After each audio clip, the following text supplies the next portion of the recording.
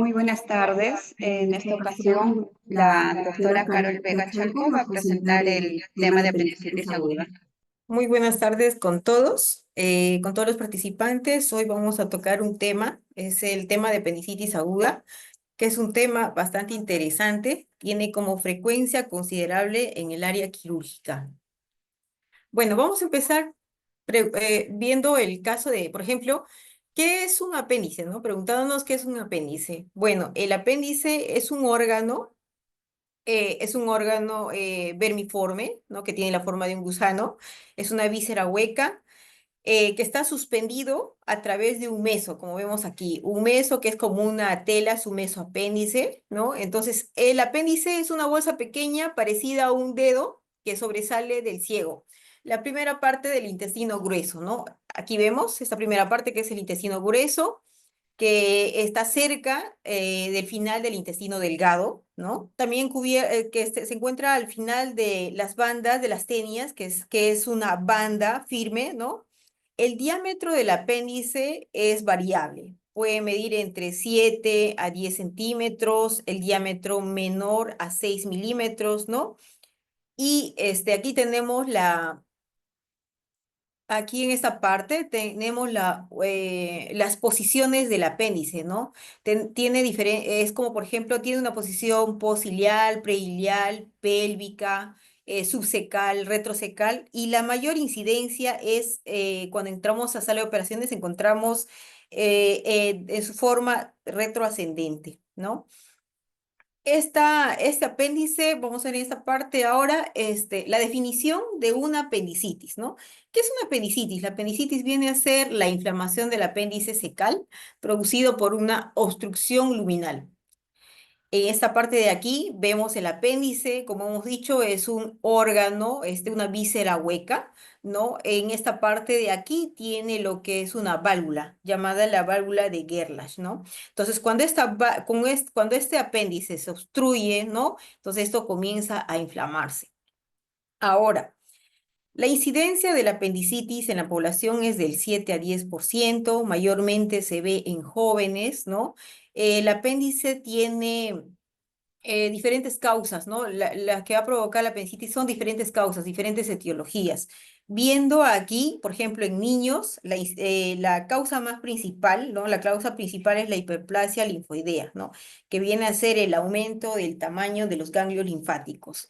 Esto se ve mayormente en un 60%, ¿no? Como también tenemos aquí la causa principal de los adultos es la presencia de un fecalito. Esto se ve en un 35%. Son las causas que producen una obstrucción del apéndice. Entre otros, tenemos también lo que son los parásitos, así como lo que es el ascaris, ¿no? Y otra causa es los tumores que van a producir compresión, ¿no? Del apéndice y por ende obstruyen la luz apendicular, ¿no? Eso sería en cuanto a las causas del apéndice. Ahora, vamos a lo que son las fases del apéndice, ¿no? El apendicitis tiene 4 fases, ¿no? La primera fase sería la apendicitis aguda congestiva, ¿no? Apendicitis aguda supurada. La tercera sería la apendicitis aguda gangrenada, apendicitis aguda perforada. Bueno, iniciemos con la primera fase, ¿no? En este caso, por ejemplo, la apendicitis aguda congestiva comienza porque en esta fase el apéndice secreta bastante cantidad de moco, ¿no? Entonces, de inicio, esto se da más o menos entre 4 a 6 horas, va a presentar el paciente un dolor abdominal, es inespecífico este dolor, ¿no? Entonces, cuando vienen los pacientes al hospital, te dicen que tienen un tipo de dolor que es como una molestia, ¿no? Entonces, como que refieren ellos que algo les cayó mal. Entonces, el dolor abdominal de inicio va a ser en epigastrio y esto poco a poco va migrando y se va yendo a nivel periumbilical, ¿no? Entonces, va acompañado de náuseas, vómitos, ¿no? Y luego también en este caso de la primera fase de la apendicitis aguda, ¿no? Pasamos a lo que es pasando las horas, ¿no? Pasando más o menos unas 6 horas, lo que esto hace es evoluciona y este apéndice ya también se convierte en una apendicitis aguda supurada, ¿no? Aumenta de tamaño, se hincha este apéndice y esto puede durar entre 6 a 24 horas, ¿no? Ahora, quiere decir aquí que la pared abdominal está inflamada y es por eso que el paciente refiere un dolor, ¿no? Entonces, está mucho más sensible. Aparte, también el dolor ya no será a nivel epigastrio, ¿no? Ni periumbilical, sino este dolor será a nivel de la fosa ilíaca derecha, ¿no? Es por eso que el paciente se agarra esa parte de la fosa ilíaca derecha y refiere que el dolor está ahí, claro, porque el dolor ya está focalizado, ¿no? Entonces, la tercera fase, ¿no? Hablando de la tercera fase de la apendicitis gangrenada, ¿no? Esto ocurre cuando ya pasó más de 12 horas, ¿no?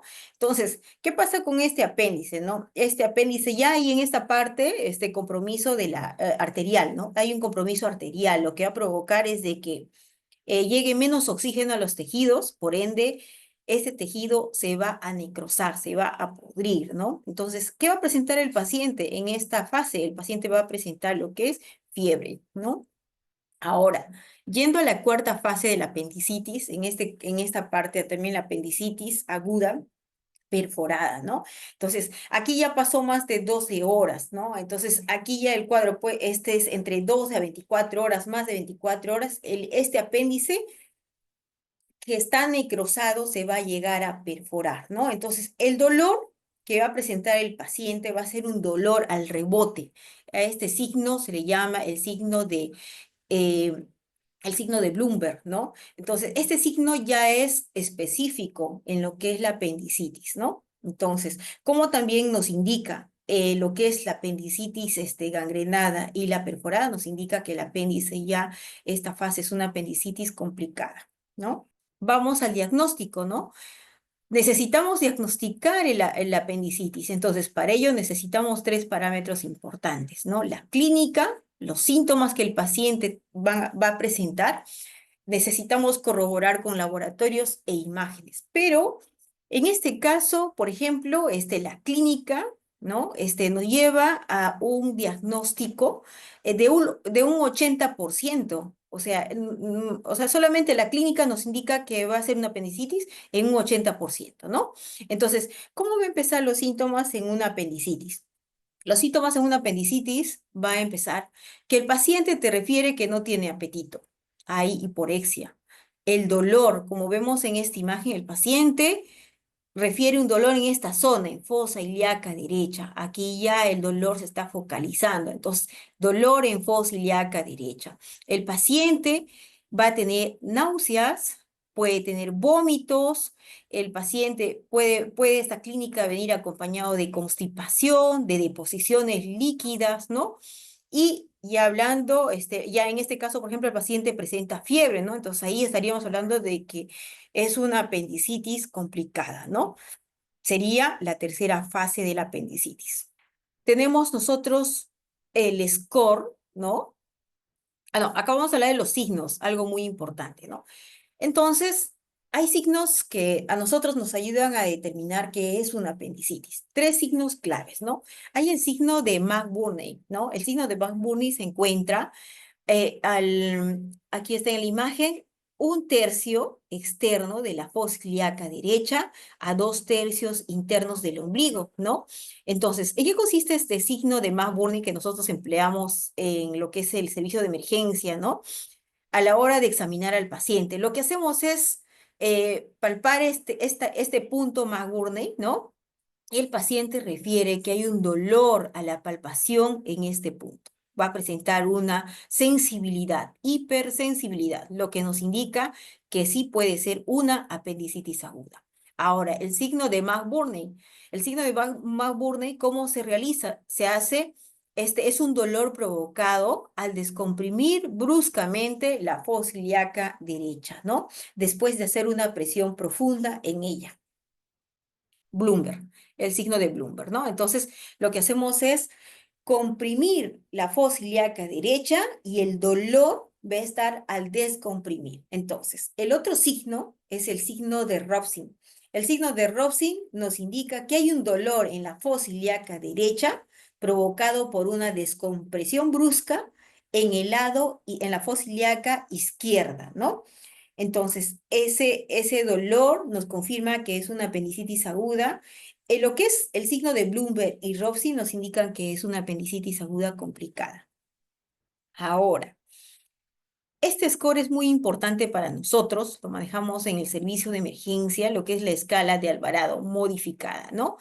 Aquí, por ejemplo, nos acompaña para el pronóstico, para el diagnóstico, perdón, nos refiere o nos da parámetros, por ejemplo, sintomáticos, signos de laboratorio, ¿no? Y lo que es lo que necesitamos para confirmar que es una apendicitis. Por ejemplo, en este caso, si el paciente nos refiere que tiene un dolor y ese dolor ha migrado, así como habíamos comentado, ¿no? El dolor en epigastrio, el dolor migra a nivel periumbilical, luego se focaliza en fosa ilíaca derecha. Entonces, si hay migración de dolor, esto es un punto. Si el paciente refiere que hay una anorexia, hiporexia, que el paciente no tiene apetito, un punto. Náuseas y vómitos, un punto. Otro, al signo. El paciente tiene una hipersensibilidad en cuadrante inferior derecho, esto es 2 puntos. El signo de Bloomberg, que es al rebote, igual a la compresión en fosa ilíaca derecha, a la descompresión presenta un dolor brusco. Entonces, este es un punto. Elevación de la temperatura mayor a 38 grados, un punto. Ahora, dentro de lo que son los laboratorios, se pide un hemograma y en el hemograma encontramos leucocitos mayor de 10.000, es 2 puntos, siendo los valores normales entre 4 a 10. Ahora, neutrofilia, 75%, ¿no? Un punto. Entonces, la escala de Alvarado tiene un puntaje de 10. Entonces, ahora, esta escala de Alvarado, ¿no? Eh, Esto se emplea mayormente en pacientes entre 10 a 65 años, más o menos, ¿no? Entonces, pero ¿qué pasa con los pacientes menores? También tenemos otra escala, que es la escala de Paz, ¿no? El score de Paz, ¿no? Ahora, ¿cuál es el objetivo de esta escala de Alvarado? El objetivo es descartar la apendicitis según el puntaje, como también dice, disminuye la radiación, ¿no? Disminuye la radiación. El otro objetivo es que disminuye el uso de contraste, ya que el contraste para sacar una tomografía es caro, ¿no? Y aparte es invasivo porque es por vía oral. Entonces, considerando el puntaje en esta escala de Alvarado, ¿no?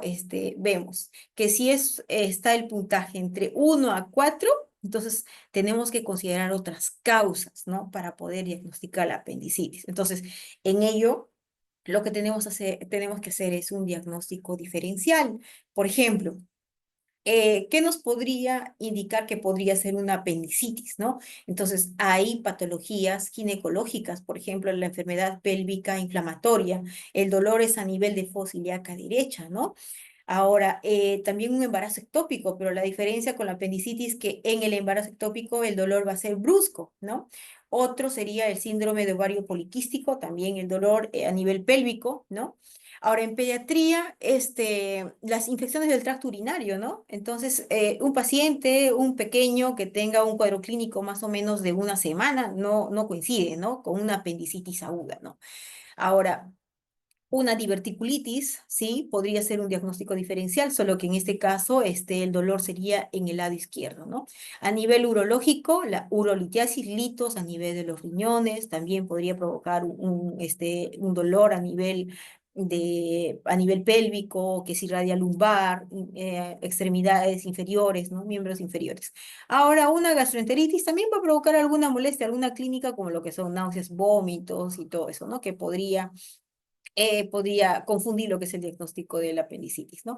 Como también si un paciente está resfriado, tiene un cuadro de resfrío, podríamos indicar que podría ser una adenitis mesentérica y el dolor va a ser parecido a lo que es la apendicitis, ¿no? Eso sería en cuanto a lo que es un puntaje de 1 a 4, ¿no? Ahora, si el puntaje vendría a ser de 5 a 6, lo que hacemos con el paciente es observarlo por unas 6 a 12 horas. Aparte que, bueno, lo hospitalizamos o lo tenemos en observación ese paciente, como también lo que podemos hacer, pedirle algunos exámenes, como lo que son imágenes, ¿no? Entonces, En este caso, en el hospital contamos con lo que es la radiografía, ¿no? Entonces, pero se dice que en un 10% podemos encontrar una radiografía a nivel de fosa ilíaca derecha, fecalito. Ese es, ¿no? En esa zona sí podríamos ver en una radiografía. Ahora, lo que es una ecografía, que es de fácil acceso, es accesible en nuestro hospital, ¿no? Entonces, ¿qué es lo que podemos, qué es lo que vamos a ver en una ecografía, ¿no? En una ecografía vamos a ver el apéndice que se ve con la pared engrosada, va a haber líquido a nivel periapendicular, ¿no? Y líquido periapendicular, engrosamiento de la pared, el diámetro va a estar aumentado, ¿no? Ahora, ¿en qué casos pedimos una ecografía, no? La ecografía pedimos en pacientes gestantes, como también pedimos en pacientes que están en edad fértil, ¿no? Ahora, también en niños, ¿no? Ahora, otro diagnóstico en el puntaje de 5 a 6, o sea, perdón, el diagnóstico que hacemos en el puntaje 5 a 6, pues también es el gold estándar en cuanto a lo que es la tomografía, ¿no? En caso de dudas, ahí ya tendríamos que pedir lo que es la tomografía, ¿no? Es invasivo, sí, necesitamos contraste, es caro, ¿no? Pero sería como última instancia, ¿no? Que nos ayuda a diagnosticar la apendicitis. ¿Qué vamos a encontrar en una tomografía? En una tomografía igual. Como vemos aquí, vamos a encontrar lo que es la pared del apéndice engrosado, más de 2 milímetros. El diámetro del apéndice estará mucho más de 6 milímetros, ¿no? Y también nos ayuda la tomografía a poder encontrar otro tipo de masas, ¿no? Ya podríamos descartar con esto otras patologías. Ahora, si tenemos un puntaje de 7 a 10, pues ya tenemos la certeza que es una apendicitis aguda. En este caso ya es un criterio para manejo quirúrgico, con un puntaje de 7 a 10. El manejo, bueno, el manejo de la apendicitis es la apendicectomía. En términos médicos significa lo que es extracción del apéndice, ¿no? Hay dos técnicas, puede ser una apendicectomía abierta, ¿no? Convencional o una apendicectomía laparoscópica. Ahora, en la apendicectomía abierta, bueno, em,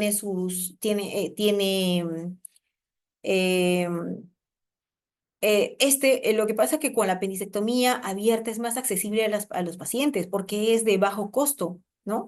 Es de bajo costo, tiene menos riesgo de formación de abscesos porque estamos ingresando directamente a cavidad y podemos secar y lavar, ¿no? Ahora, pero sí hay mayor riesgo de una infección de sitio operatorio, ya que esta parte ya que esta parte contaminamos, ¿no? El apéndice, las paredes podemos contaminar y se puede infectar esta parte, ¿no? Ahora, que sí el paciente va a presentar dolor, a diferencia de la apendicectomía laparoscópica, sí va a ser un poco más el dolor, ya que hacemos la incisión, el corte entre 3 a 5 centímetros y en algunas veces cuando la apendicitis está complicada, pues llegamos a ampliar la incisión, ¿no? Ahora, en cuanto a lo que es la apendicectomía laparoscópica, ¿no? La apendicectomía laparoscópica es mínimamente invasiva, ¿no?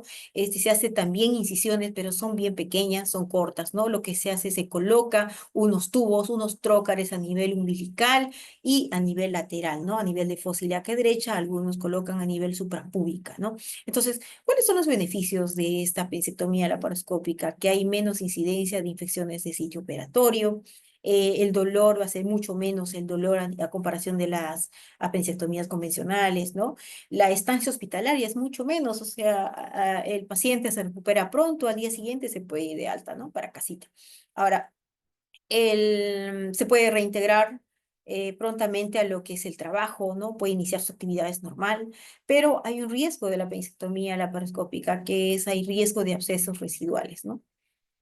Entonces, tenemos dos tipos de procedimientos quirúrgicos, ¿no? Ahora está recomendado lo que es la apendicectomía laparoscópica, pero algunos hospitales no contamos en el caso de emergencia para hacer apendicectomías laparoscópicas. Mayormente hacemos lo que son las apendicectomías abiertas convencionales. En cuanto a las complicaciones del apéndice, ¿no? De la apendicitis, diré. Bueno, las complicaciones de la apendicitis, puede llegar a una peritonitis, como vemos en esta parte, pues que la cavidad se llenó de pus, ¿no? Esto pasa cuando ya es más de 24 horas. Entonces, esta peritonitis puede ser localizada, ¿no? Puede estar como en esta imagen en un segmento, en una parte del abdomen, o puede ser una peritonitis generalizada que abarca abarca lo que es gran parte del abdomen, ¿no? ¿Y cuál es el manejo? ¿Qué es lo que tenemos que hacer? Aquí lo que hacemos es antibiótico terapia, lavado, ¿no? Secamos la cavidad. Algunas veces dejamos dren para control, ¿no? Sí, dejamos drenes, ¿no? Y el manejo del antibiótico es por un considerado tiempo, ¿no? Y el paciente obviamente se va a quedar más tiempo en el hospital. Aparte, la incisión, el corte será un poco ampliado, ¿no? Será un poquito más grande. Ahora, otra complicación es el plastrón apendicular, ¿no? El plastrón es mayormente más de 4 días. Eh, un plastrón, ¿qué es un plastrón? Un plastrón viene a ser el conglomerado de asas cuando lo que es trata, o sea, el intestino, ¿no? El epiplon, el intestino, las capas, tratan de proteger al apéndice, entonces lo encapsulan, lo abrazan, ¿no? Entonces, ¿para qué? Para que esto no abarque a más, ¿no? Entonces es un proceso inflamatorio. Ahora, ¿este plastrón apendicular se puede abscedar? Sí, cuando se perfora el apéndice se puede abscedar. Entonces, en ese caso, nosotros tenemos que drenar, antibiótico terapia, ¿no? Enfriar y luego, posteriormente, se hace lo que es la apendicectomía, ¿no? Igual se coloca dren en estos casos, se hace un drenaje percutáneo o también por una cirugía abierta, pues se puede dejar los drenes, ¿no? En este caso, el tratamiento es prolongado, el tratamiento es entre 14 a 21 días más o menos, ¿no? Ahora, otra complicación sería la pileflebitis, ¿no? ¿Y qué es la pileflebitis? Bueno, en este caso la pileflebitis es algo ya severo, ¿no? Es la migración de trombos sépticos, migración de émbolos sépticos, ¿no? Hacia el hígado, ¿no? Entonces, toda esa infección que hubo a nivel del apéndice, entonces migra a través de los vasos, a través de la porta, de este conducto que va hacia el hígado. Entonces migra haciendo de que estas colecciones, ¿no?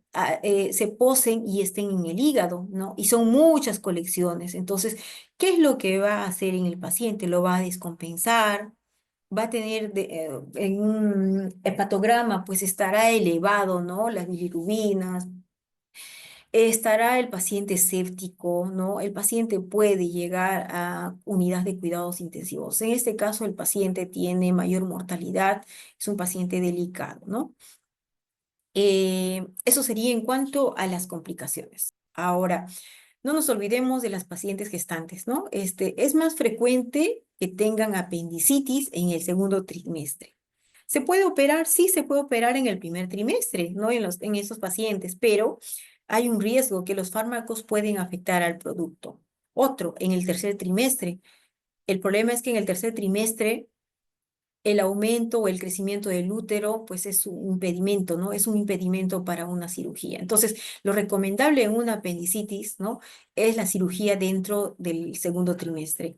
Ahora, ¿qué tipo de cirugía? Pues es recomendable una cirugía laparoscópica que no tiene complicaciones, ¿no? Puede ser una convencional, pero de preferencia una laparoscópica, ¿no? Ahora, los cuidados posoperatorios, ¿no?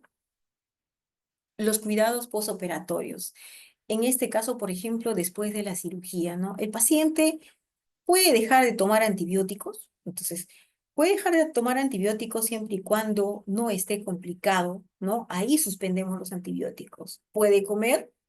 Pues sí, lo primero que esperamos en el paciente, que es después de la cirugía, esperamos 6 horas más o menos a que recupere el tránsito intestinal, a que haya ruidos hidroaéreos en el estómago para poder iniciar lo que es la tolerancia oral en el paciente, ¿no? Entonces, pasados 6 horas, sí, el paciente podrá tomar líquidos, ¿no? Ahora, la vía endovenosa, una vez que el paciente tolere vía oral, el paciente esté con dieta, ya podemos suspender lo que son los líquidos intravenosos. Solo se mantiene para poder administrar los analgésicos, ¿no?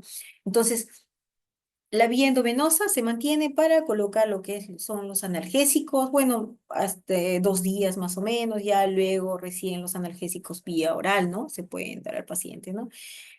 En cuanto a los cuidados del paciente, pues durante su estadía hospitalaria, los pacientes son cuidados por el personal de enfermería, por el personal técnico, ¿no? Ellos son los que se encargan, son la mano derecha, los que se encargan de lo que es la atención al paciente, se encargan de lo que es si el paciente está consumiendo, está tomando bioral, si está caminando, el paciente, que es muy importante que el paciente tolere bioral pasando 6 horas, que el paciente comience a caminar, ¿no? para que pueda, para que tenga una mejor recuperación y aparte también para que pueda el paciente, al día siguiente, pues, si es posible, darle de alta, ¿no? Eso sería en cuanto a, a los cuidados postoperatorios después de la cirugía, ¿no? Eh, Otro sería, ¿cuáles son los cuidados postoperatorios cuando el paciente está dado de alta, ¿no? Es muy importante la dieta, ¿no? La dieta es muy importante. No consumir lo que son condimentos, no colorantes, no sustancias cálidas, ¿no? Como el café, té, chocolate, ¿no? Puede ser, son irritantes, ¿no? Las comidas recalentadas, ¿no? Entonces, la dieta, más o menos saludable, una dieta saludable, perdón, por una semana, ¿no? Más o menos o 2 semanas, y luego ya su dieta normal, ¿no? Consumir líquido es muy necesario, ¿no? Para que pueda ablandar las heces, para que pueda evacuar el paciente tranquilamente, ¿no? Y no tenga problemas de constipación, ¿no? Ahora, en cuanto a la actividad física, ¿no? El paciente tiene que aumentar su actividad física y eso tiene que ser poco a poco. Recuerden que el paciente está convaleciente, ¿no? El paciente tiene que cuidarse mínimo 1 mes, 2 meses, tiene que esperar, ¿no? Que los tejidos tengan que repararse fisiológicamente. Porque ¿qué pasaría si el paciente comienza a hacer actividad física, ¿no? O sea, a la semana, a las 2 semanas, ya inmediatamente, pues lo que podemos hacer, o al esfuerzo, simplemente hacer un esfuerzo, ¿no? Lo que puede ocurrir es de que la incisión, el corte que se le ha realizado, se puede abrir y con el tiempo se puede ventrar y se llegue a formar como una hernia de pared, ¿no? Que eso ya con el tiempo se tiene que reparar, ¿no? Entonces, hay que tener siempre cuidado. Y eso, por mucho que sea una cirugía convencional, de una penectomía convencional o una cirugía laparoscópica, igual, porque también son cortes que se realizan, ¿no? Ahora, otro punto es de que el regreso al trabajo o a la escuela del paciente, claro que sí, una vez que el paciente se encuentre suficientemente bien, ¿no? Puede hacerlo, puede incorporarse a su trabajo, ¿no? En algunos casos se ha visto que al colegio se integran a partir del quinto día, perdón, de la semana, ¿no? El deporte, los ejercicios, pues de preferencia hay que esperar un buen tiempo, ¿no? Hay que esperar 1 mes, 2 meses siquiera para poder hacer deporte, ya que tenemos que esperar que las paredes puedan repararse. El cuidado de la herida es algo también muy importante, ¿no? Los lavados son solamente agua y jabón, de preferencia no usar alcohol, yodo, agua oxigenada, no usar para curar las heridas. ¿Por qué? Porque lo que hacen es desvitalizan el tejido, ¿no? Le hace de que se inflame esa zona, ¿no? Entonces lo que queremos es simplemente un cuidado, un lavado externo nada más de las heridas, porque poco a poco ya eso comienzan a cicatrizar. Ahora, eso es en cuanto al lavado de las heridas. Tampoco tiene que hacerlo muy, muy fuerte, ¿no? Mucha fricción tampoco, porque lo que van a hacer es lo que hemos llegado a afrontar, cerrar las heridas, se pueden volver a abrir, ¿no? Entonces, un lavado suave, no riguroso, ¿no? Eso es en cuanto a lo que son los cuidados, ¿no? Y ahora, a ver, una vez posoperadas, las pacientitas tienen ahí su gasa a nivel umbilical, ¿no? En la herida operatoria, ¿no? Al día siguiente ya se pueden retirar y después del día siguiente los lavados son 2 veces al día, 1 vez al día, ¿no? Y en este caso, eh, ya no es necesario que use la gasa, porque lo que queremos es de que esa herida pueda cicatrizar, pueda cerrar o secar rápidamente, ¿no? Entonces, solamente lavado con agua y jabón. Lo que sí tenemos que considerar en este caso es las pacientitas que se van de alta, ¿no? Considerar de que hay signos de alarma. Por ejemplo, la paciente posoperada, si ve que por la herida operatoria sale un líquido, ¿no? Ese líquido tiene mal olor, es abundante, pues ese es un signo de alarma. Ahora, si en el caso de la herida operatoria tenemos que está esa zona eritematosa, roja, se siente caliente esa zona, es porque se está infectando, ¿no? También es un signo de alarma. Otro, la paciente tiene que tolerar normalmente su dieta, ¿no? Si la paciente tiene náuseas, vómitos, no tolera los alimentos, es un signo de alarma. El dolor abdominal es un signo de alarma, ya porque ya la paciente debería tolerar al día siguiente o al tercer día lo que son con analgésicos, pues la lesión, la incisión que se le ha hecho, ¿no? Entonces, esos son los signos de alarma, las cuales la paciente si presentara, pues tiene que acudir a un hospital por emergencia y refiriendo cuáles son esos signos de alarma, ¿no? Para poder hacer el descarte, ¿no? Y ahí se verá qué es lo que se va a hacer con la paciente, o pedir laboratorios o una nueva ecografía, ¿no? Para poder descartar. No, ese es en cuanto a los cuidados posoperatorios, ¿no? Vamos a hablar un poco, ¿cuál ha sido el objetivo de esta exposición, ¿no? En cuanto, hablamos que o sea, el objetivo de esta exposición es concientizar a la población, a la comunidad, concientizar en cuanto a lo que es la apendicitis, ¿no? Entonces, decimos que la apendicitis aguda es una de las principales causas de abdomen agudo quirúrgico de urgencia, ¿no? Entonces, tiene aumento de mortalidad si está perforado. En muchos casos hemos visto que nuestros pacientes vienen pasando 3, 4 días de ese dolor abdominal en fosa ilíaca derecha y refieren que han estado tomando, automedicándose, tomando analgésicos antibióticos, ¿no?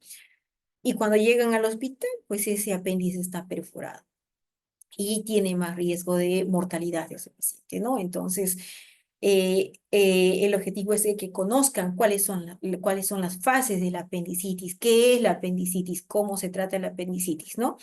Entonces, el cuadro clínico de la apendicitis aguda puede tener presentaciones variables, ¿no? De acuerdo al sexo, la edad, la posición del apéndice, ¿no? Eso es muy importante, ¿no?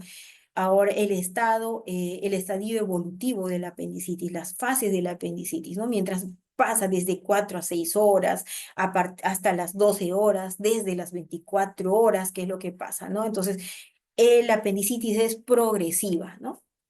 La apendicitis no se mantiene, no se queda ahí, sino la apendicitis progresa a una perforación. Ahora, el objetivo también es que nosotros, o sea, una buena historia clínica y el examen físico ayuda a diagnosticar la apendicitis aguda, ¿no? Es muy importante la anamnesis del paciente, que el paciente pueda referir, ¿no? Desde inicio, desde cuándo se dio el dolor, qué síntomas tuvo, qué estuvo tomando. Entonces, una buena anamnesis nos ayuda a diagnosticar la apendicitis aguda, ¿no?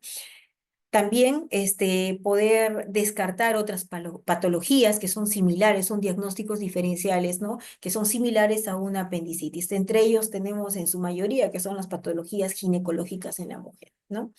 Ahora, otro punto es considerar mucho el cuidado postoperatorio, ¿no? No solamente es la cirugía para restablecer al paciente o tratar al paciente, sino también es el paciente cómo se ha tratado después que sale del hospital, ¿no? Entonces el paciente tiene que estar informado de cuáles son sus cuidados y cómo también el paciente tiene que ser consciente con con el procedimiento que se le ha realizado, ¿no? Bueno, eso sería en cuanto a esta exposición, en cuanto a lo que es la apendicitis aguda, ¿no?